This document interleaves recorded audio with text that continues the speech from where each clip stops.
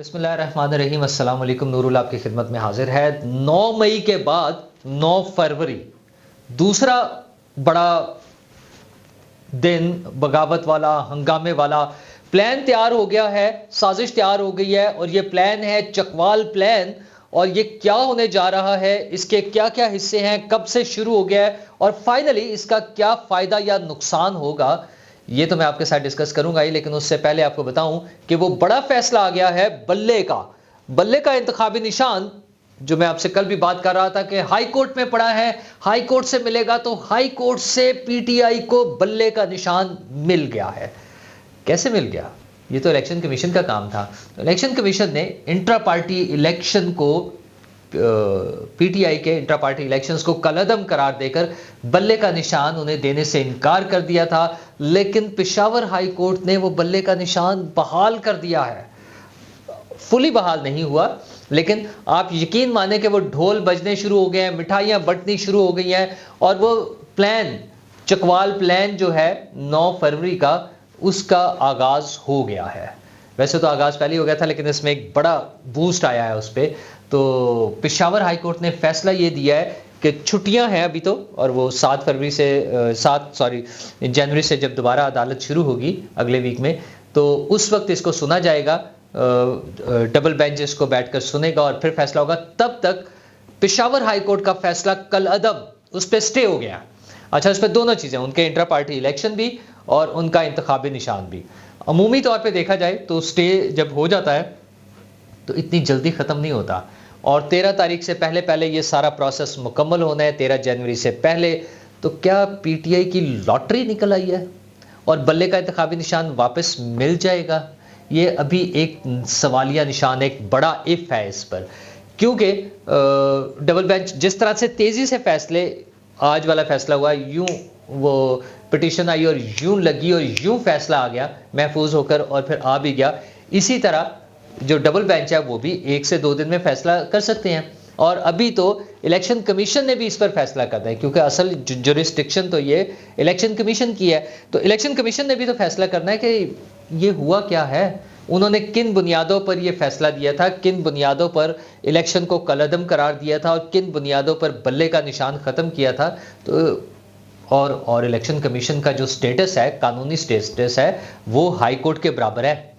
تو اس لیے ایک تو یہ عدالتی جنگ ہوگی، اور یا کہیں کہ قانونی جنگ ہوگی. چلے، عدالتی کے بجائے ہم اس کو قانونی جنگ کہہ سکتے ہیں.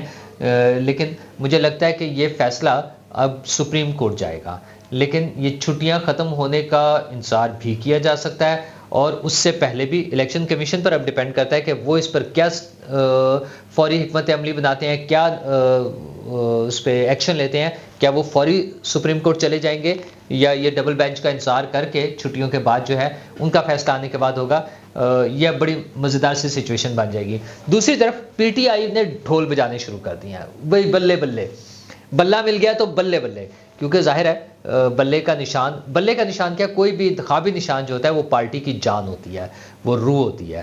اچھا، ایک آئیڈینٹی بن چکی ہوتی ہے نا، اور جو ووٹر جب جاتا ہے تو وہ ایک پہچان بن گئی ہے، بڑی آسانی سے وہاں پر اس نے اسٹیمپ کرنا ہے، اس کو یاد رکھنے کا اور کوئی ایسی کنفیوژن کا کوئی بات نہیں ہے.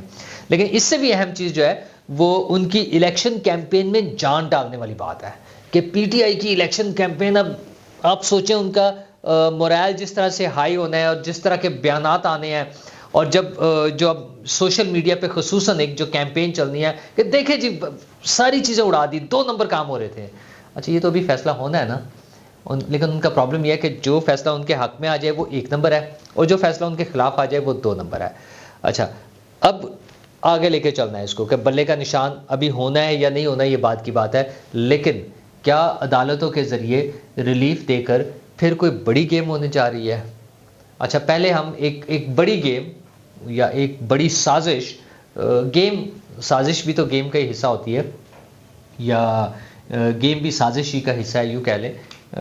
9 مئی کا واقعہ جو ہے وہ ابھی ہم نہیں بھولے، اور ابھی ہم اس کے اثرات سے بھی نہیں نکلے، اور ابھی اس کا فیصلہ بھی نہیں ہوا کہ اس پہ کیا کرنا ہے، کیسے لوگوں کو سزائیں ملنی ہیں. وہ تھوڑا سا نا ڈاواڈول سا ہو گیا ہے. اگرچہ اس وقت کچھ پولیٹیکل پارٹیز خصوصاً نون لیگ اس پر زور دے رہی ہے کہ اس کو حتمی انجام تک پہنچایا جائے، اس کے مجرموں کو، ملزموں کو کٹہرے میں لا کے کھڑا کریں اور اس پر آگے لے کے چلیں۔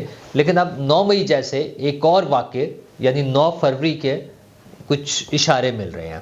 نصرت جاوید صاحب معروف صحافی ہیں، سینئر معروف صحافی ہیں، انہوں نے اپنے آج کے کالم میں لکھا ہے کہ یہ جو ڈھیر سارے لوگوں کے کاغذات جمع کرانے کا پلان بنا ہے نا، پی ٹی آئی نے جو کام کیا، یہ فیصلہ جو ہے یا یہ منصوبہ بندی جو ہے چکوال میں ہوئی ہے۔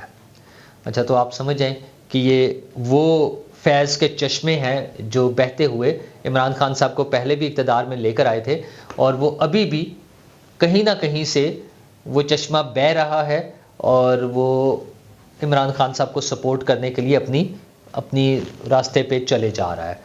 تو اگر یہ وہاں منصوبہ ہوا ہے تو اس کی انہوں نے کچھ اگلی کڑیاں بھی بتائی ہیں۔ اچھا، اسی کو لنک کر لیں جو پی ٹی آئی نے کیمپین چلائی ہے۔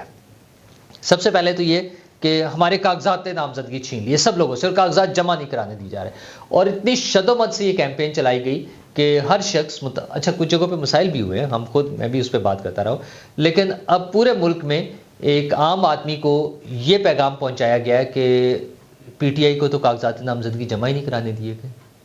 اچھا، دوسری طرف ان کے جھوٹ کا مزیدار کام یہ ہوتا ہے کہ دونوں سائڈوں پہ جھوٹ بول رہے ہوتے ہیں، اور اس کا دوسرا کاؤنٹر جو آرگیومنٹ ہوتا ہے یا دوسرا پارٹ جو ہوتا ہے وہ بھی بتا کے اسی ڈٹائی سے بتا کے خوش بھی ہو رہے ہوتے ہیں کہ پی ٹی آئی پر پابندی تھی، ان کے لوگ کاغذات نامزدگی جمع نہیں کرا سکتے تھے، ان کے لوگوں کے کاغذات نامزدگی چھین لیے گئے، ان کے لوگوں کو پکڑ کے گرفتار کر لیا گیا، ان کے لوگوں کو اٹھا کر نامعلوم مقام پر پہنچا دیا گیا، یہ سارے ظلم ان کے ساتھ ہو رہے تھے اور ان کے کاغذات نامزدگی جمع نہیں ہونے دیے گئے۔ اور دوسری طرف بڑے فخر سے بتایا جا رہا ہے کہ سب سے زیادہ کاغذات نامزدگی جو ہیں وہ پی ٹی آئی کے جمع ہوئے ہیں۔ اچھا، اب کتنا بڑا تضاد ہے، لیکن پہلے والے پارٹ پر بھی ڈھول بجایا جا رہا ہے، لوگوں کو اس پہ بھی کنونس کیا جا رہا ہے، لوگوں کا مائنڈ میک اپ کیا گیا کہ ہمارے ساتھ تو بڑا ظلم ہوا ہے، بڑی زیادتی ہوگی، ہمارے تو کاغذات نامزدگی جمع نہیں ہو سکے، اور سب سے زیادہ کاغذات نامزدگی بھی جمع ہو گئے۔ اچھا، منظور بھی ہونے شروع ہو گیا۔ خیر یہ تو اسکروٹنی کا سلسلہ نا، کچھ کے منظور ہوں گے، کچھ کے مسترد ہوں گے، یہ ایک اگلا مرحلہ ہے، لیکن اس میں اب وہاں پر کھیلا جائے گا کہ دیکھیں جی ہمارے تو سب سے زیادہ کاغذات نامزدگی تھے۔ اب جس چیز کے خلاف کیسز ہیں جینونلی، مسئلہ یہ ہے اگر کوئی بجلی کے بل کا ڈیفالٹر ہے نا تو اس کے بھی کاغذات نامزدگی مسترد ہو سکتے ہیں۔ تو یہاں تو بہت سارے مسائل ہوں گے، لیکن وہ جو موو بنائی گئی ہے نا، ایک ہوا چلائی گئی ہے، جو ایک پروپیگنڈا کیا گیا کہ جی بڑا ظلم ہو رہا ہے، تو اب وہ ساری چیزیں اس ظلم میں کنسیڈر کی جائیں گی۔ اچھا جی، اب اس کے بعد کیا ہوگا؟ اگلا جو سٹیپ ہے وہ پھر یہ تھا کہ سب سے زیادہ جمع ہو گئے، یہ بھی وہی فیض کا چشمہ جو بہہ رہا تھا نا چکوال سے، اس کے مطابق یہ ہوا ہے، یہ ساری پلاننگ وہاں پر ہوئی ہے شاید نصرت جاوید صاحب کے بقول۔ اور دوسری بات یہ ہو رہی ہے کہ 8 فروری کے لیے پلان کیا جا رہا ہے کہ ان کے نوجوان جو ہیں وہ بائکس پر اور اپنے اپنے جلوس نکال کے جھنڈے لے کے نکلیں گے، اور ہر شہر میں ہر حلقے میں جلوس نکلے ہوں گے، پھریں گے، لوگوں کو بتائیں گے، اور وہ نظر یہ آنا چاہیے کہ پی ٹی آئی کے حامی تو ساری دنیا پی ٹی آئی کی حامی تھی، مطلب 90% ووٹ مشرف صاحب والا کام، جیسے مشرف صاحب کے اس میں ہوا تھا نا ریفرینڈم میں، پھر بعد میں مشرف صاحب کو خود بھی کہنا پڑا تھا کہ یار زیادہ ہو گئے ہیں ووٹ۔ تو اچھا، ویسے میں بھی اس میں ووٹ ڈالنے گیا تھا، اور لیکن میں نے ایک ہی ووٹ ڈالا تھا، مشرف صاحب کے خلاف ڈالا تھا، لیکن ایک ووٹ ڈالا تھا، حالانکہ وہاں وہ کاپیز پڑی ہوئی تھی، آپ جتنے مرضی اٹھائیں اور ڈالتے جائیں۔ لاہور میں جیل روڈ پہ NFC کا آفس ہے، وہاں پر پولنگ اسٹیشن بنا ہوا تھا، مجھے یاد ہے میں ادھر جا کر ووٹ کاسٹ کر کے آیا تھا۔ بہرحال اب ان کا مسئلہ یہ ہے کہ وہ لوگوں کو دکھانے کے لیے کہ دیکھیں جی ہماری کتنی دنیا باہر نکلی ہوئی ہے۔ اچھا، لوگ سپلٹ ہوں گے، ایک سے زیادہ کینڈیڈیٹ ہوں گے، دوسری پارٹیوں کے بھی طاقتور کینڈیڈیٹ ہوں گے، مضبوط کینڈیڈیٹ ہوں گے۔ اگر تو پی ٹی آئی جیت جاتی ہے پھر تو بلے بلے۔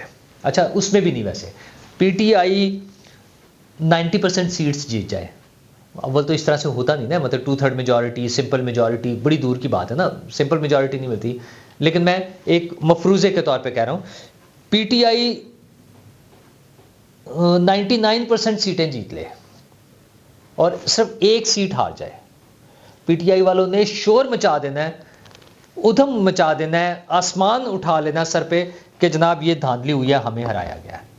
یہ ان کی اسٹریٹجی ہے، یہ ان کی پالیسی ہے۔ اچھا، تو وہاں پر کیا کرنا ہے، چونکہ سیٹیں تو جیتنی نہیں، تو پھر اس کے بعد ایک کیمپین چلائی جائے گی کہ دیکھیں جی بڑا ظلم ہوا ہے، بڑی زیادتی ہوئی ہے، بڑی دھاندلی ہوئی ہے، اور یہ ہمیں جو ہے آؤٹ کر دیا گیا ہے۔ اور وہ جو نصرت جاوید صاحب بتا رہے ہیں کہ وہ 77 جیسا ماڈل بنانے کی کوشش کی جائے گی کہ ایک موومنٹ چلائی جائے. اس وقت تو وہ بن گیا تھا نا تحریک کیا تھا, نفاذ شریعت آئی تھنک, سوری تحریک نظام مصطفیٰ, وہ تحریک چلی تھی.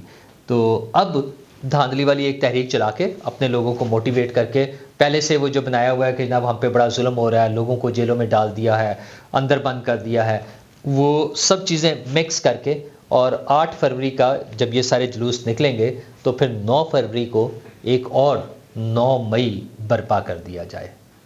اب یہ ارباب اختیار کا کام ہے کہ وہ اس کو دیکھیں کہ کیا واقعی کوئی ایسے تانے بانے تو نہیں بنے جا رہے, اور اگر ہمیں اتنا ایڈوانس میں پتہ ہے تو ہم نے اس کے لیے کیا سولوشن اپنانا ہے, کیا ہم نے اس کا حل نکالنا ہے. اچھا ظاہر ہے تمام ادارے اپنی اپنی کام کر رہے ہیں, ورکنگ ہو رہی ہے, تو ان چیزوں کو دیکھنا چاہیے. ہم ان چیزوں کے متحمل نہیں ہو سکتے.